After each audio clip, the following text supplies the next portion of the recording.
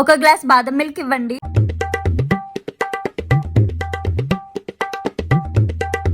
అసలు దీనిలో కాజు ఏది? కొంచెం కాజు వేయండి. అప్పుడే అయిపోయింది అనుకోకు, ఇప్పుడే మొదలయ్యింది. ఏదైనా సరే ఇక్కడ దొరికే బాదం మిల్క్ టేస్ట్ ఇంకెక్కడా రాదు. సరే కొంచెం జీడిపప్పు వేయండి.